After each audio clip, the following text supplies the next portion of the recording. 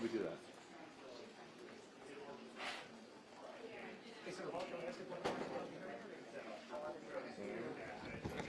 What were you most interested in hearing from?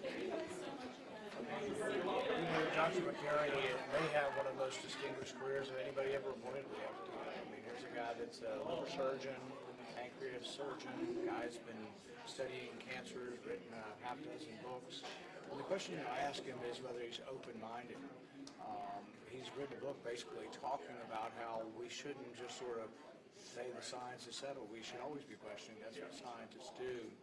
And one of the things I remember from my career, and also he's about the same age, a little younger, was the idea that all the surgeons said you need a big incision to take the gallbladder out. And then who needs a small incision? It turns out every patient wanted a small incision because there's a quicker recovery time and patients did better. So I think from reading the books that he's written and talking to him in person, I think he'll make a great head to the FDA. Do you think that's part of one of the issues with American health policy right now, is that everybody's just kind of decided this is how things are always going to go and they've always been? Well, you see the way sort of science is reported in the media often. I don't blame the media, of course, but when you talk about COVID or you talk about vaccines, it's absolutely settled. Everybody must get a COVID vaccine. But it's a little more complicated than that. In Europe, they don't recommend a COVID vaccine under age 12. Why? Because there are some side effects for particularly males, teenagers, but also for female teenagers, and the risk of the disease is virtually zero for little kids. And so it's this idea that we would think and have nuance to the way we think, that children might be different than a 65-year-old or a 75-year-old. And with climate science, it's all funded by the government. There's a consensus, and many of the networks will say, if you defy the consensus, we won't even let you on the air because you're so evil. And really, people need to be more open-minded. We can't ever really, even Einstein said, I'm only one experiment away from being disproven.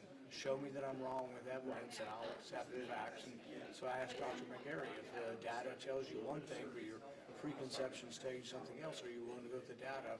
And like a good scientist, I think he is. What are you hearing from Kentucky businesses now about the tariffs? I have yet to have a business from Kentucky come to me and say they want tariffs. Bourbon industry thinks it'll be hard. Retaliatory tariffs will hurt them. Farmers think retaliatory tariffs will hurt them. Automobile industry thinks steel, aluminum tariffs will hurt them. Home builders think home prices will be higher with lumber, retaliatory or tariffs on lumber from Canada. Steel tariffs, we get a lot of steel from Canada as well. Average price of cars going up $9,000, $10,000. You see immediately there was a retreat on cars because the stock market was going, oh my God, this is going to devastate the car industry. We have transporters, UPS, DHL in my state. All the people who are involved with business in my state, not one of them has come to me and said, please put tariffs on, it'll help us.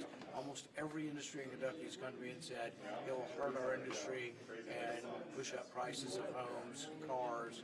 And so I'm going to continue to argue against tariffs. I hope they'll not go in place, and I hope they won't cause a recession. But already they're talking about exemptions because even the people for them acknowledge that there are real problems with tariffs. Thank you, sir.